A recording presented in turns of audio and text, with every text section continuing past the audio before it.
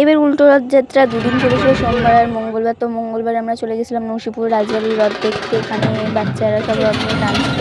তারপর সুন্দর একটা জায়গা দিয়ে আমরা গেলাম, এখানে এত রথ, নসিপুর রাজবাড়ির ভেতরটায় আমরা গেলাম। এই জায়গাগুলো আমাদের খুব ভালো লেগেছে, খুব সুন্দর জায়গা ছিল, ভালো ভালো ঠাকুর ছিল এখানে। ও আর টিয়া আর আমি কোনো কারণ ছাড়াই পাই পাই করে ঘুরে যাচ্ছিলাম।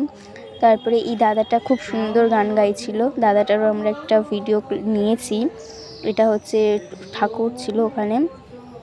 এখানটায় বেশ ভালো, জায়গাটা খুব ঠান্ডা, খুব ভালো জায়গাটা, আমার খুব পছন্দ হয়েছে জায়গাটা।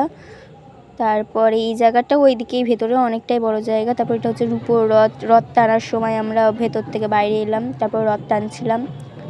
এটা হচ্ছে রূপোর রথ, খুব মজা করলাম। তারপর ব্যান্ড পার্টির সঙ্গে ওই কাঠের রথটা, এগুলো পিতলের রথ গেছিলো।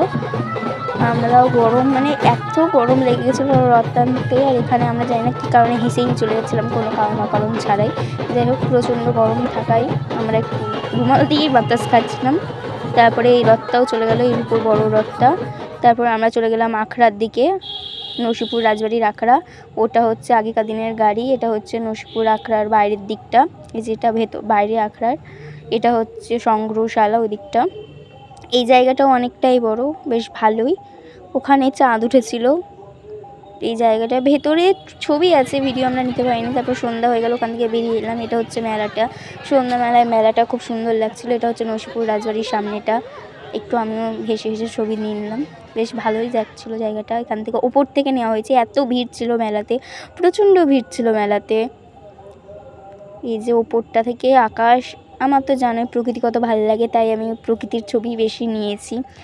তারপর ফাইনালি আমরা বাড়ির দিকে চলে এলাম। তো আজকে এইটুকুনটাই।